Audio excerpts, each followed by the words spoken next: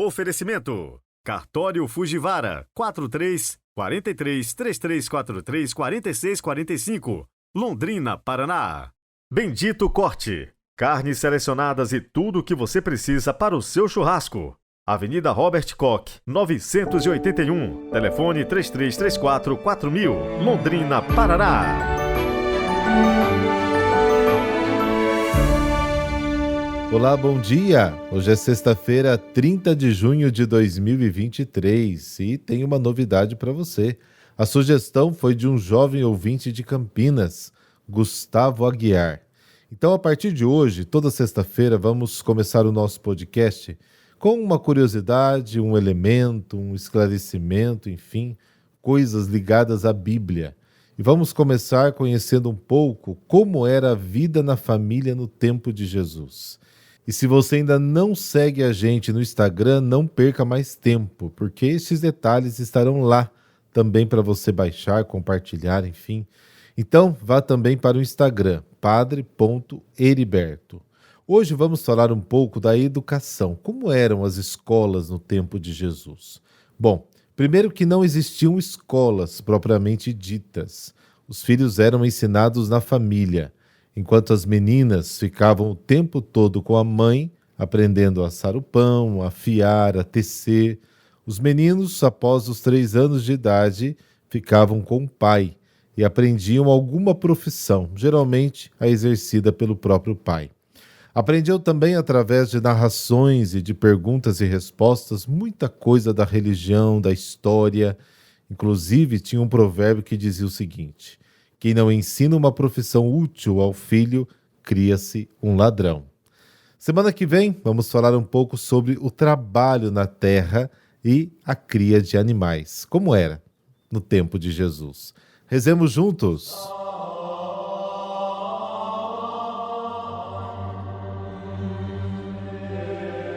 Pelo sinal da Santa Cruz, livrai-nos Deus, nosso Senhor, dos nossos inimigos. Derramai, Senhor, sobre o povo suplicante a abundância da vossa graça, para que, seguindo os vossos mandamentos, receba estímulo e ajuda na vida presente e felicidade sem fim na pátria futura. Amém.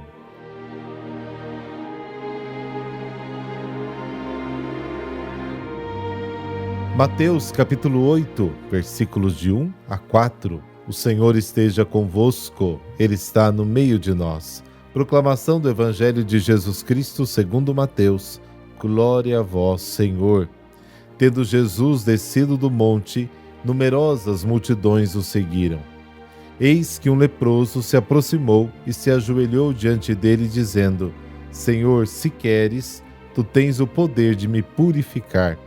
Jesus estendeu a mão, tocou nele e disse: Eu quero, fica limpo. No mesmo instante, o homem ficou curado da lepra. Então Jesus lhe disse: Olha, não digas nada a ninguém, mas vai mostrar-te ao sacerdote e faze a oferta que Moisés ordenou, para servir de testemunho para eles. Palavra da salvação. Glória a vós, Senhor.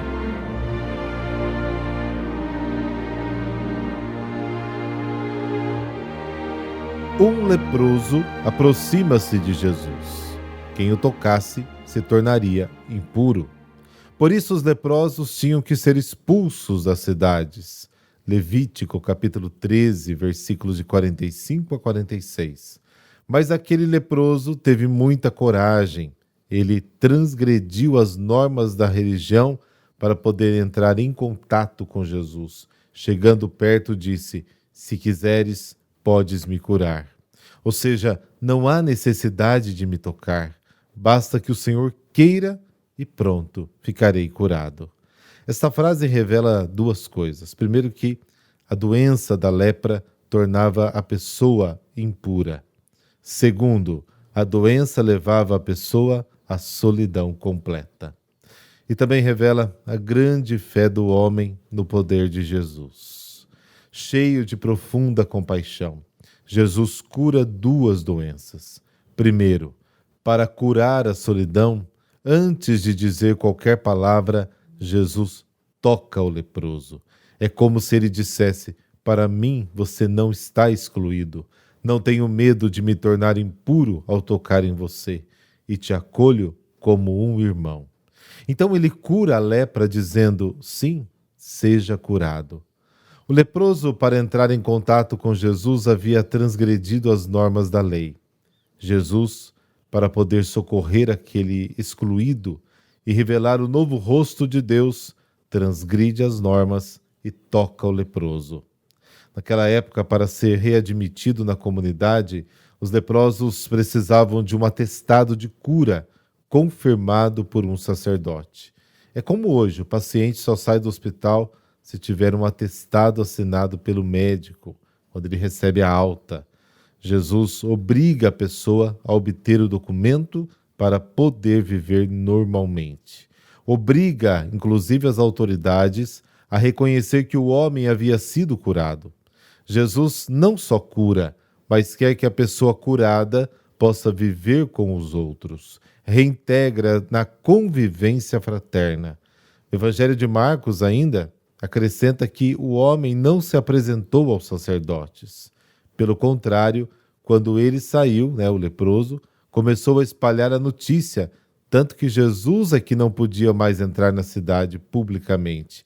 Ele ficava do lado de fora, em lugares secretos. Marcos capítulo 1. Por que Jesus não podia mais entrar publicamente na cidade? Porque havia tocado no leproso e se tornado impuro diante das autoridades religiosas que encarnavam a lei da época. Por isso agora o próprio Jesus era impuro e tinha que ser afastado de todos. Ele não podia mais entrar nas cidades. Mas Marcos mostra que as pessoas se importavam pouco com essas normas oficiais, porque vinham a Jesus de todos os lugares. Em Jesus, tudo é revelação do que nele habita. Não apenas anuncia a boa nova do reino, ele é um exemplo, uma testemunha viva do reino, uma revelação de Deus. Nele aparece o que acontece quando o ser humano deixa Deus reinar, deixa Deus ocupar o centro da sua vida.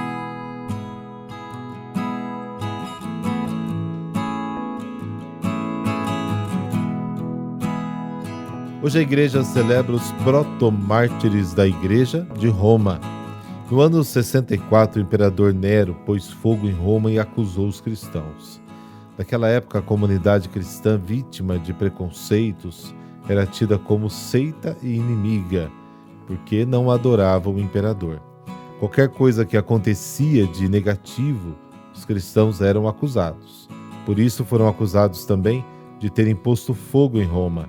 E a partir daí, no ano 64, começaram a ser perseguidos.